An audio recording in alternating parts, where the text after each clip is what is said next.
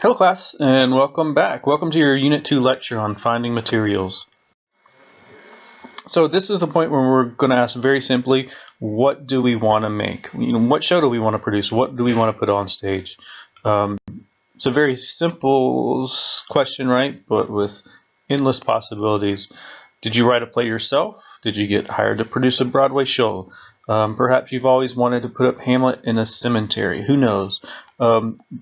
What we're going to ask today is, where do the materials we decide to put on stage come from, and what are the rules that govern those? So for starters, we're going to start out by asking who gets to make that choice. Who has a decision on deciding what show is going to go up? In the last lecture, I spent quite a bit of time discussing the traditional organizational structure of most modern American theaters, and we spoke about the production manager's role as the hub in that wheel quite a bit, holding together all of these individual factions. The choice of what material to present is usually a collaborative effort between the producer, artistic director, production manager, and the literary department.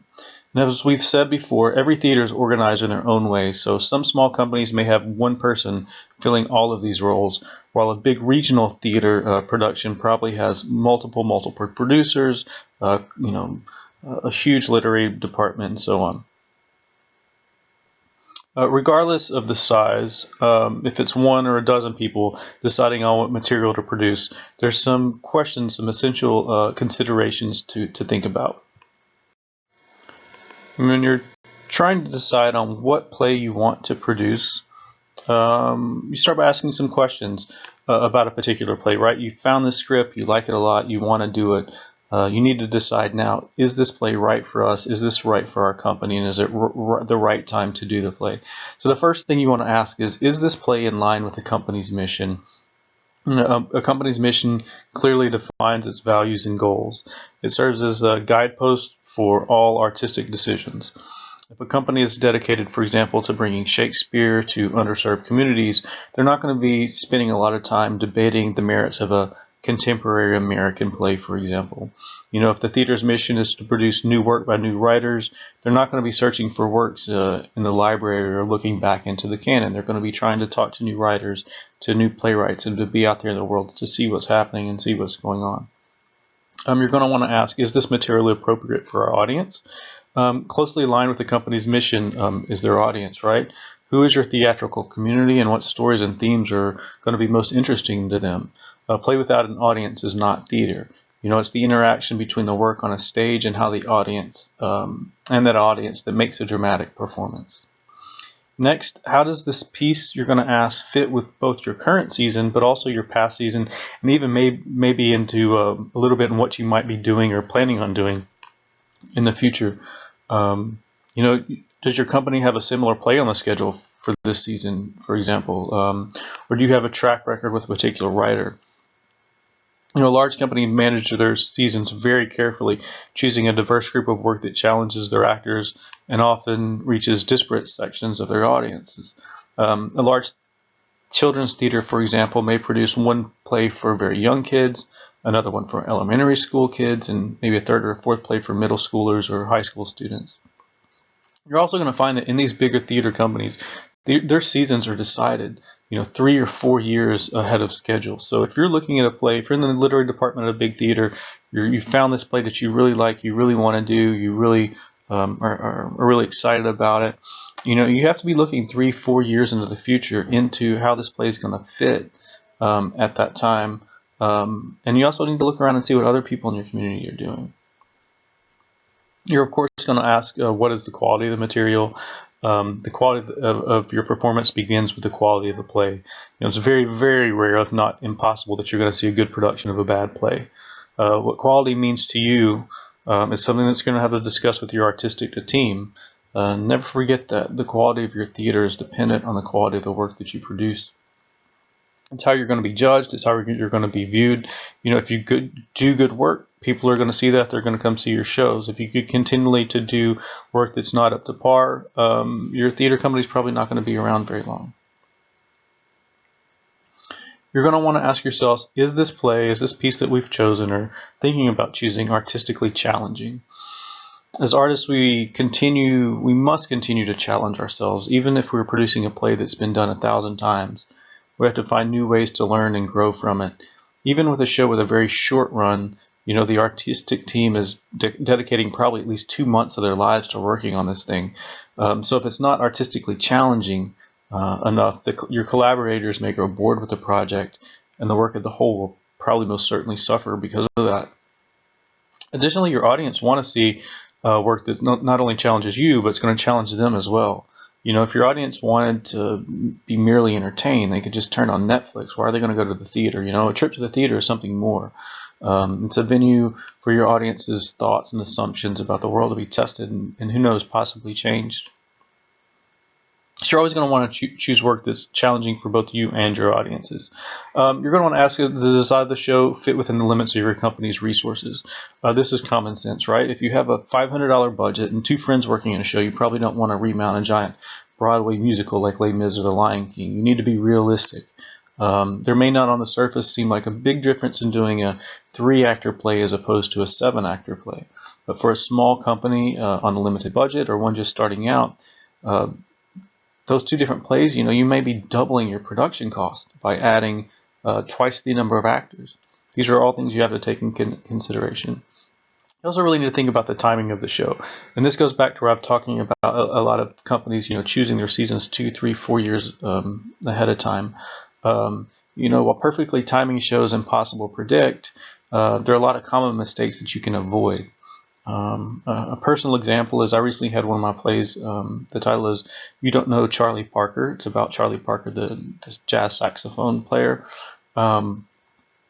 This play of mine was scheduled to open in a mid-sized theater in Kansas City. And it was canceled, very smartly I might add, when the company found out that a much larger company in town was producing another play about Charlie Parker the same year, featuring a really famous actor. Had they decided to do that play in that season, nobody would come see it because there was already a larger production of something that was way too similar happening in that town. While this play fit the company's bill, it was the right size for them. It was the type of material they wanted to do. It was quality material. The timing of it just didn't work out right. Another example in Austin is you'll see that almost nobody produces any plays during South by Southwest. They know that their audiences are going to be out doing other things. UT, for example, in their theater, they don't schedule any shows on the same days as football games, right? Their theater itself is literally across the street from the football stadium. Even if they wanted to do a show, there'd be no way that their audiences could find a place to park and actually make it to the theater. So these scheduling things are always something to keep in mind. The show that we're going to be working on, this ACC production of The Call of the Wild, it runs at the exact same time as the ACL Music Festival. And for most theaters in town, that's a big no-no because most of the people in their audience are going to be out having fun at the Sun in Zilker Park watching music. But because of The Call of the Wild is geared specifically toward middle and high school students, the timing is actually really great for us. It's the start of the school year. And also because of ACL, a lot of the other theater companies in town will be shut down for those 2 weeks, which will actually give that production, this theater from young audience production, a bit more visibility for a kid's show that may not otherwise get nearly as much attention when all these other shows, adult-themed shows, would be running. So at the end of the day, the biggest single question your theater company is going to ask and needs to explore, and you probably are most a part of as the production manager, is this show cost effective, right? Are we going to lose money or are we going to make money on the thing? It's impossible to predict the success or failure of a particular show, but it's up to you as a production manager to do your due diligence and offer real conservative projections of the financial viability of any show that you are considering producing. A theater company that loses money too many times doesn't generally stay around too long. As the production manager, you can look at various trends, such as previous ticket sales, the play's success or lack thereof in other venues, the projected total budget cost, the company's success with similar titles, and the company's overall financial health. For example, if you know that if you're scheduling a season and you have Let's just use an example of a children's company that has that wants to do a new work by a new author that nobody's ever heard before. They know it's going to be a challenge to get people out to see it. And they may, if they're lucky, they'll break even on the show. They're looking overall, the company, if that's the only show they're doing, they're probably going to lose money. But if that same company is, that one show is fitting within a season, for example, and say the other shows are The Christmas Carol and Dr. Seuss play and The Cat in the Hat, right? Those are The Christmas Carol and Cat in the Hat are two plays that are almost guaranteed that this company knows it's going to make money on, right? Then they can go ahead and take the risk on doing that third unknown play because they know that financially, overall, their company can absorb that risk. So one of your biggest jobs as a production manager is to make recommendations on any given show's financial viability and to really give an honest assessment of a show's financial potential. It's one of the primary functions of a production manager.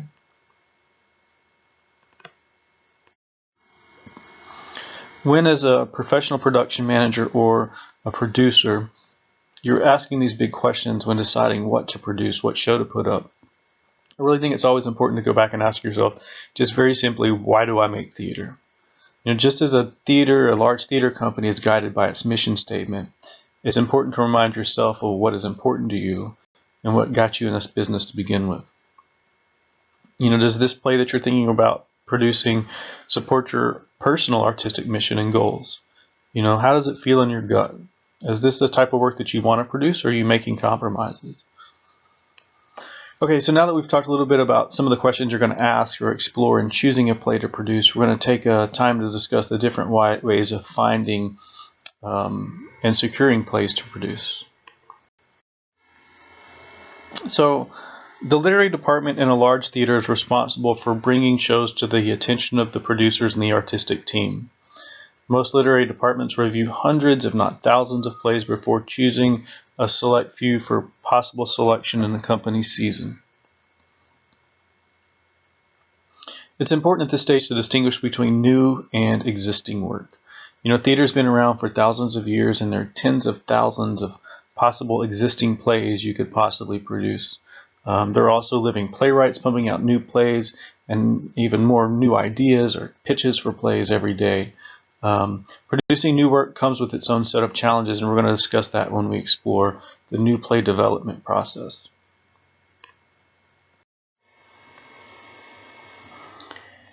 Okay, generally speaking, in the United States, any work published before 1923 is in the public domain, and you can produce these plays for free. It's very easy these days to use the internet to determine if a play is in the public domain. If you want to do Shakespeare, Moliere, Sophocles, there's no reason to get permission for anybody. You can do what you want with them. This includes other non-play literary works that can be adapted. For example, we're going to be working on The Call of the Wild. So the Jack London novel, The Call of the Wild, was in the public domain, so I didn't have to get permission to adapt it.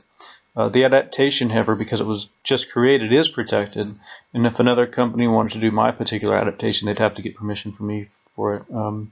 These are called derivative works, right? So Tom Stoppard's Rosencrantz and Guildenstern Are Dead, for example, based on the minor characters in Hamlet, is a famous example of a derivative work. And I don't want you to think that just because a play is in the public domain that it's automatically old or boring. There's a reason that these themes that have been, these plays that we still know what they are 2,000 years, because they're effective and they work. You stand at the pinnacle of this great literary tradition, and these themes that have stood the test of time can be just as relevant to today's audiences as they were when they were originally produced. A lot of great work out there in the public domain, so especially if you're just starting out and you're looking to save cost, the public domain and looking at some of these older plays is an excellent place to start looking. So officially, works in the public domain are those whose intellectual property rights have expired or have been forfeited or are inapplicable. The claim that pre-1923 works are in the public domain is correct for published works only. If they're unpublished works under federal copyright statute, they're protected for the life of the author plus 70 years. And then internationally, in most other countries that are signatories to the Berne Convention, the copyright term is based on the life of the author plus 50 to 70 years. It's your responsibility to make sure that a work is in the public domain before you decide to produce it. But again, it's very, very easy to use the internet to do a simple Google search of a play, and you can find out very quickly if it's in the public domain or not. A lot of great material there. So we're going to talk a little bit about copyright. Copyright is a legal right created by the law of a country that grants the creator of an original work exclusive rights to its use and distribution for a limited time. The exclusive rights are not absolute. They are limited by law, including fair use. For example, an example of fair use would be using a small section of a piece to give an example in a lecture in a college, for example. I could show you on the screen here a short, excerpt or scene from a play, and because I'm using it in an educational mode, that's considered to be fair use. I'm not going out and trying to make money off of it. In the United States, a play is automatically protected by copyright the moment it's created. To produce a play protected by copyright, the producing company must receive permission from the copyright holder. In most cases, this means getting permission from either a playwright or the publishing company. The way that really generally works is that a royalty fee is paid for a set number of performances. And these fees vary greatly in their amount depending on the size of the theater and the particular play. If you want to produce a play protected by copyright, you should start by contacting the play's publisher. So in the United States, there's only a handful of large play publishing companies. These include Samuel French, PlayScripts, and Dramatis Play Services are probably the big three that you're going to be working with about 90% of the time if you choose to go this route. And while there are many moral and ethical reasons to make sure to get proper permissions before producing a play, there are also some practical things to thinking about. Getting caught illegally producing a play will get your show shut down, first of all. You'll probably end up having to pay fines, and it's very unlikely that one of these major publishers is going to allow you to produce one of their plays in the future. So if you're even considering producing a play without permission, just don't do it. I've seen it happen to people, and it's just bad news all around. There's really no reason to do it. There's plenty of work out there. Copyright is not something that's too daunting for you to deal with. Publishing houses are easy to deal with, and the fees that they request generally aren't that terrible. So I'm going to show you what a play site looks like on a publisher's website. So this is just a screenshot of one of my own plays from PlayScripts, which is a publishing company. The name of the play is Katrina, the Girl Who Wanted Her Name Back. It was originally developed at the Kennedy Center in D.C. and then produced in Adventure Stage in Chicago. And it's also received productions in Orlando and just recently in Louisiana.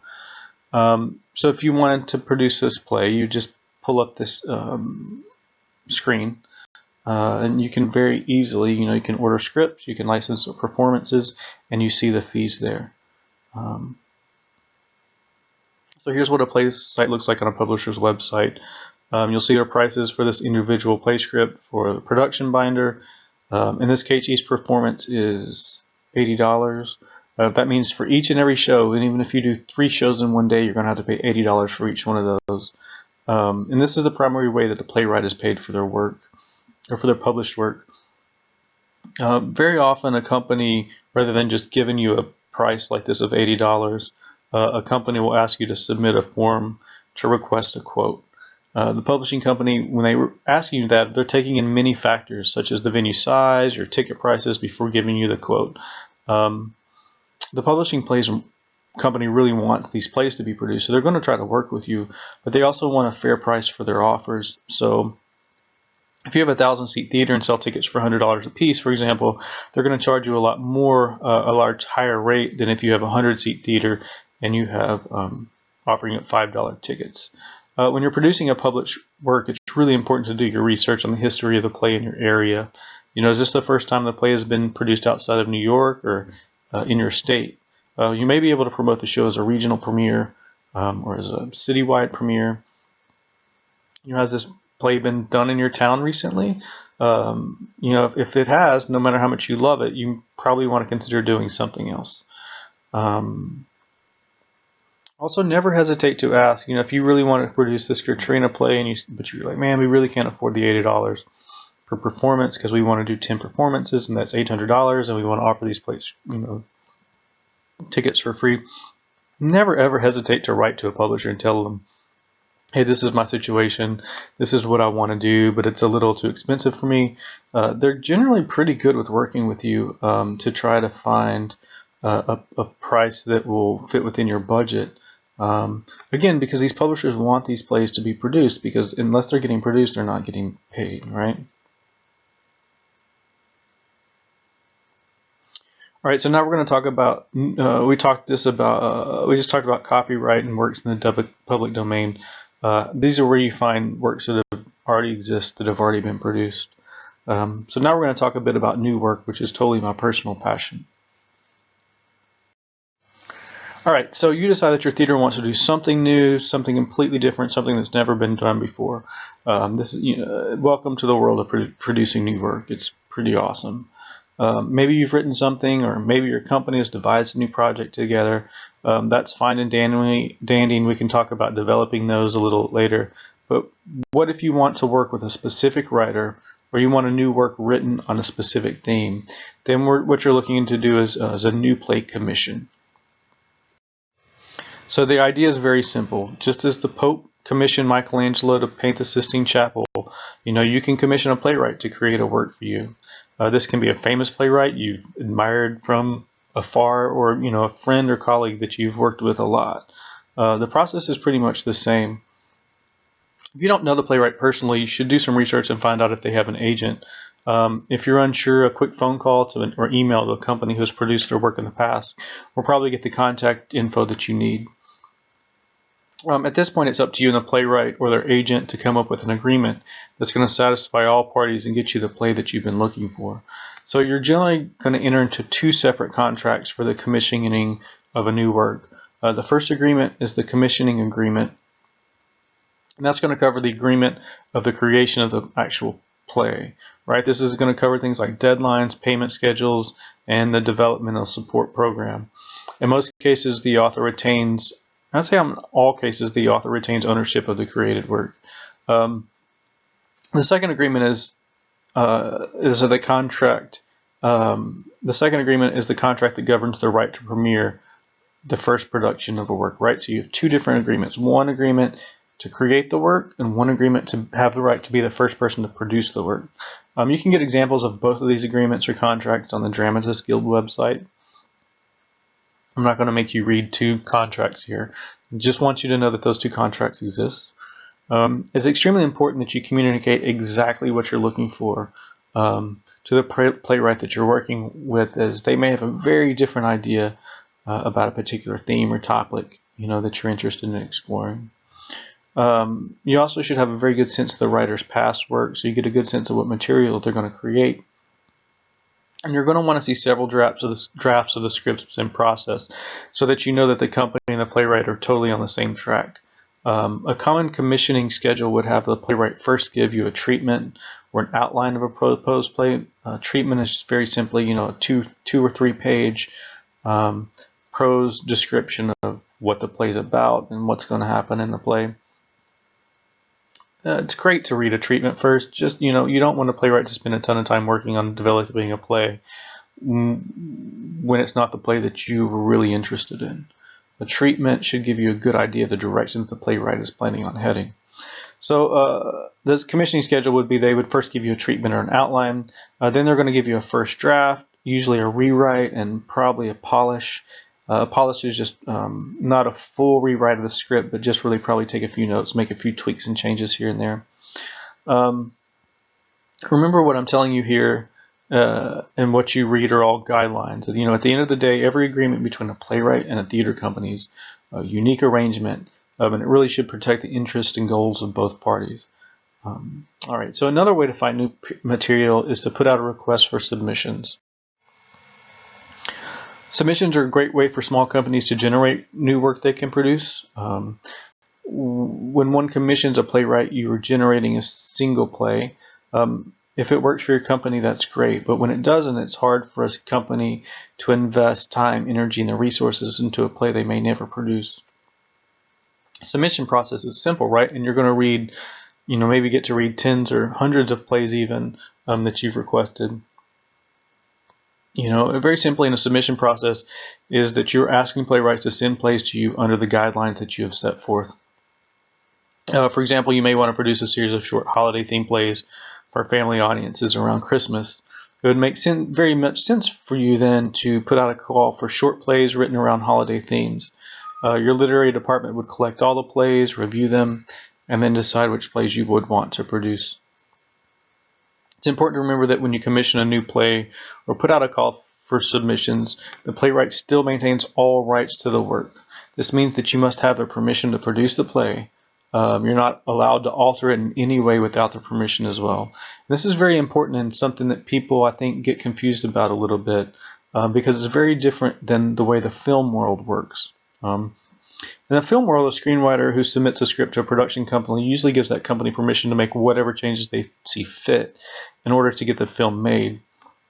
They can change the dialogues, they can add scenes, they can cut scenes, they can give it to another writer and ask another writer to work on it. This is not true at all in the theater. Very, very different in the theater. In a theater, the rules are you can't change a single word of a script without a playwright's permission. You can't cut a character, you can't cut a scene, you can't try to make it shorter. Unless the playwright gives you express permission to make a change, you cannot do it. And so while there are no hard and fast rules to a submission process, and you can, I've put a couple examples here. One is seeking adaptations of classical works or known titles, and another one is submission, looking for scripts written by local writers for a short play festival that they're doing. While there's no hard and fast rules to the process, there's a few just common sense industry standard things I want to talk about very quickly to keep in mind. First, you always want to keep the work confidential and with respect, right? When somebody sends you a play. If there's a piece you don't like, and there are going to be several of them, don't go blabbing about it on Facebook or social media. You're always going to want to offer to return or recycle scripts once you've received them. Not only is it good for the environment, but a playwright has the right to control access to their work, and you don't want to be the one responsible for having random scripts floating around.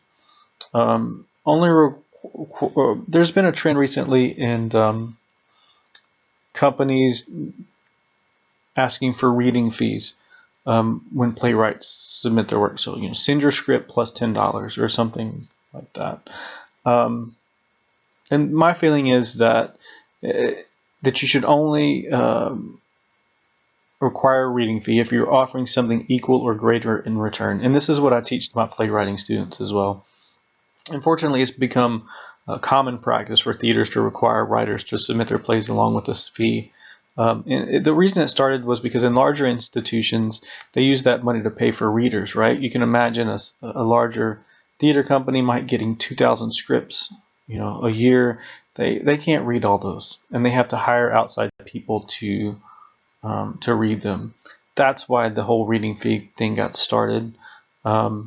And unfortunately, some smaller theaters have started to do the same thing, but they're doing it to raise funds, right? They're like, oh, we need to raise some money. We'll just do a play submission thing, get all these playwrights to give us a bunch of money. Then we'll use that money to brew the plays. Don't do that. That's terrible. That's unethical. And I advise my own students not only to submit a fee if they're getting something in return. So here's an example.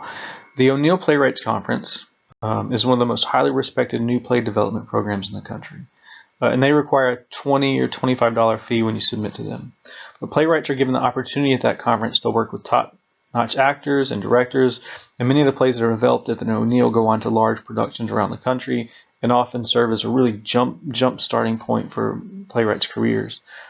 Because it's such a potential career boost, it makes sense to submit to the festival, despite the fact that they require a fee. A small theater can't offer the same, right? Playwriting. If you produce one of my plays at your tiny little theater, it's really not going to boost my career at all. And therefore, I don't think that I should be required to give you a fee to read that play. All right, so moving on. Just as we spoke about earlier when talking about the difference between plays and films, you have to honor what the playwright has written. Just because a writer sends you a script doesn't give you permission to make any unauthorized cuts or changes. So I don't want to scare you off. Submissions are really a great way to find new work. It's a great way to support new writers. Just make sure that you're treating the plays and playwrights with respect. It's a very vulnerable thing for a playwright to share their work with you, especially new work that hasn't been tested, hasn't been in front of an audience. And you have to make sure to protect that relationship, right? Because hopefully these are some writers that you're going to be working with for, hopefully for the rest of your career.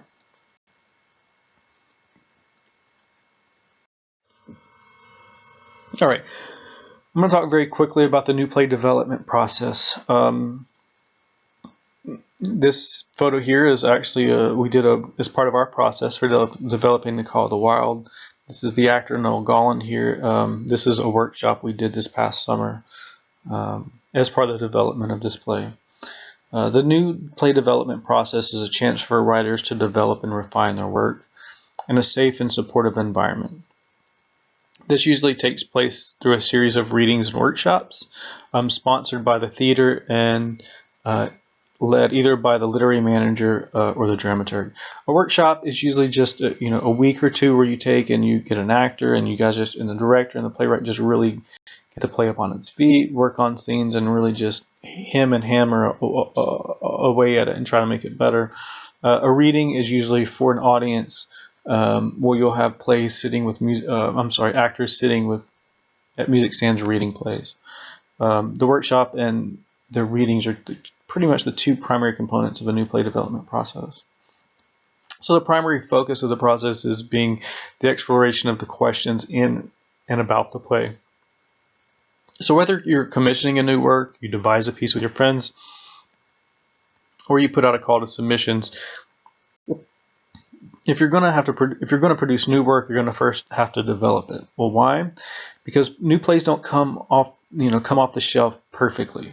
You have to remember that when you're producing a published play, you're working with a script that's been fully developed, produced, and tested in front of an audience many, many, many times. Very often in new plays, a writer will refine the script even after the first production. And it's really hard to know what works or doesn't work until after you have a play up on its feet in front of an audience. The development process allows the production team an opportunity to test out the material in front of an audience before opening the show up to the public. Usually after a workshop or a reading, the dramaturg or sometimes the literary manager will hold a talk back with a test audience to get feedback for the playwright. At this moment, both the play and the playwright are put in a very vulnerable position, and a free-for-all response is usually more hurtful than helpful. For this reason, most theaters use an organized feedback system. One of the more common or more popular systems was created by Liz Lerman, and I'm going to review it here quickly. You will undoubtedly come across it as soon as you start working on new plays. The Lerman method is a series of questions the dramaturg can ask the audience. Liz Lerman is a choreographer, and it started out as a way for her to get feedback on dance pieces. The goal is to gain valuable audience feedback while at the same time protecting the writer and the script. The method usually starts by asking the audience to list off everything that worked for them in the play. Was it good? What did they remember? Sometimes we just say what popped. This is called a statement of meaning. There's nothing fancy about a statement of meaning. You just say what you found to be meaningful, evocative, startling, or exciting in the work. It's not a general statement, it's specific. It's where or how the work got you, where you entered the world and it became real to you. For example, a quote, I love that she threw up on him, it split my sides. Or John is so creepy, in the first scene he made my skin crawl when he said such and such line. Statements of meaning are helpful for writers at any stage of development. First of all, they're positive. How can they help but be? You're talking about what grabbed you or what popped for you. Beginning with positives has nothing to do with politeness or with sugarcoating. Rather, it's important because writers are often unconscious of what they're doing well. Focused on the problems, they discount what comes easy, and that's a mistake because what a writer does well is what he or she really builds on. That's really important. I'll say it again. And that's what a writer does well, is what they build on. The second step is the questions from the writer. The writer asks and the group responds. This begins a dialogue that supports the writer in solving problems of her own. So the writer might ask, did you believe that such and such character actually died in scene 4? Or Was there enough description during this moment? Everybody gets an opportunity to say yes or no. There's no tinkering here because that wasn't part of the question. The audience should just answer as straightforward and honestly as they can what the audience or what the writer asked them. It's also important here that the writer should have a number of questions in mind before the reading begins to come through to really try to explore with the audience. Step 3 is questions from the group members. That's the audience. So the group asks, the writer answers. Sometimes what is perfectly obvious to the writer isn't to anyone else. Now's when the writer gets to hear what he's left out for the reader. For example, so what happened to that guy in the black coat from the first scene? Or, that part in Brazil, was that a dream or was that real? It's important to note here that while these are questions for the play, the writer in no way should feel a need to respond to them. He can simply take note of the questions the audience is asking and deal with them later. And the fourth and final step is opinions. And finally, the audience is asked to offer their opinions. But even in this step, the dramaturg and the playwright retain complete control of the situation. An audience member will generally offer to give an opinion, and the playwright can say whether they'd like to hear it or not. For example, an audience member may say, I have an opinion about the way scene 2 ended. Would you like to hear it? And the playwright can say either yes or no. And this allows the author to get feedback for the audience to give their opinions, but only in a place where they feel, or the author feels that they really need it.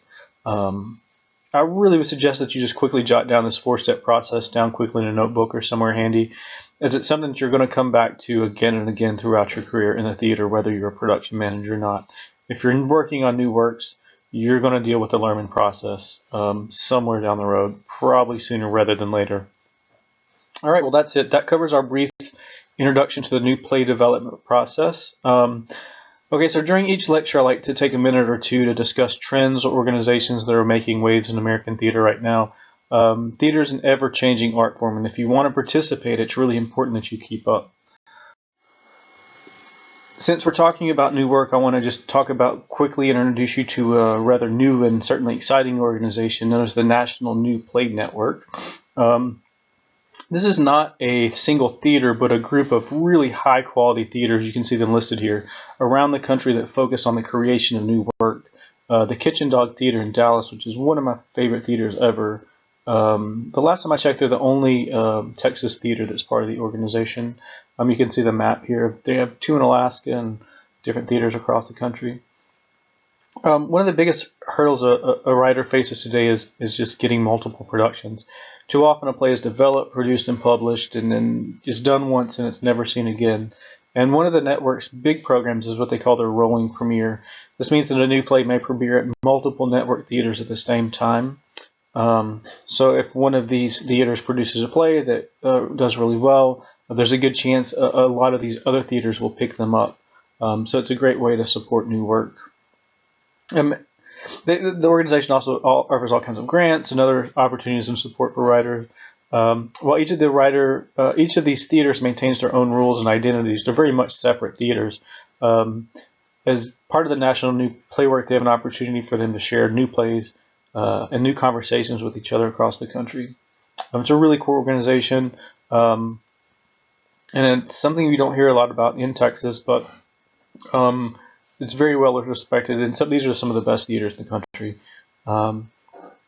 Really highly recommend you looking into it if you're interested in new work at all. All right, the second thing I want to talk to you about are the sheer number of theater blogs out there.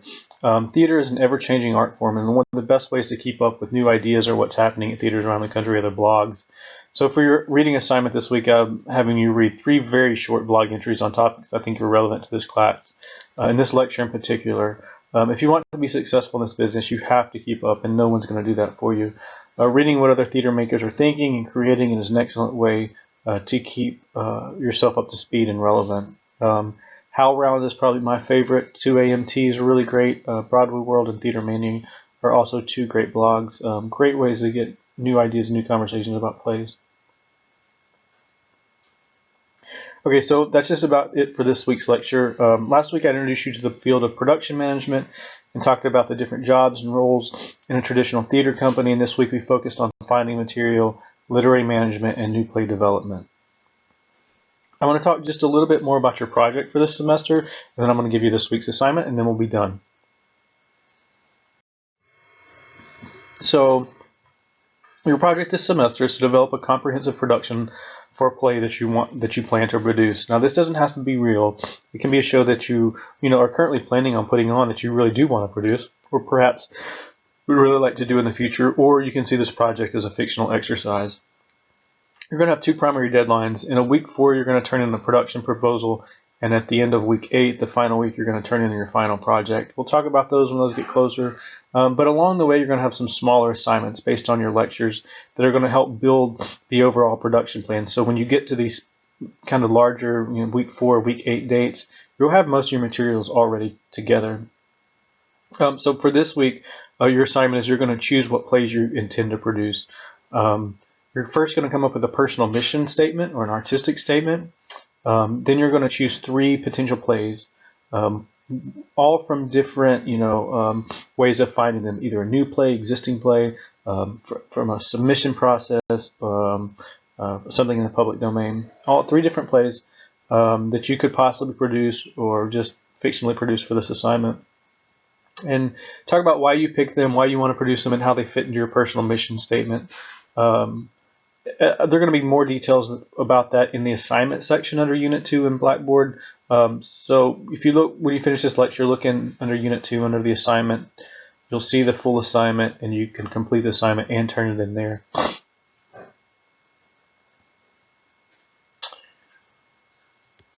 All right, the very last thing I want to talk to you is about your lab assignment. So as I mentioned last week and also in the syllabus, in the course description, this semester your lab is to serve as the production assistant for the departmental production of the Call of the Wild Illustrated Edition. The thing was created, developed, and produced by me, so I'm going to be leading you through every step of this way. For starters, the show runs September 21st through October 11th, and I've put all the call times here. So these are the scheduled shifts. And I'm going to ask you guys to start signing up for them. You're going to have the opportunity to serve in multiple roles, including a front house manager, a stage manager, a production manager, dramaturg, and audience coordinators. For now, I'm putting up the schedule here just so you can see it. And I would like you to review it and let me know now via email if you have any conflicts with any of these dates and times. I know that everyone's schedule is very different, and I'm very willing to work with people. But the sooner that we can knock out a schedule that works for everybody, the better. The sooner I know about your conflict, the more I can help schedule around them so they're not a problem. So I really need you to look at the schedule. Let me know via email of times that do or do not work for you. Even if you don't have a conflict, I want an email saying that you don't have any conflicts. I also want to know if there's any specific roles or job that interest you more than others. We're a very small class, and we should be able to make it work for everybody. If there's something you're really interested in working as a dramaturg or front of house or back of house, let me know, and I'll get you into those positions, and we can really work and train you in those positions. And also, I will try to coordinate and move people around so that you guys all get a chance to try to do different things. All right, that's it. Thanks, everybody. This is the end of your Unit 2 lecture on gathering materials. Make sure to look at Unit 2 in Blackboard for your readings and assignments. Shoot me an email letting me know about your potential conflicts for our production, and if there are any specific roles you're interested in. That's it. Have a great week, and I will see you at the theater.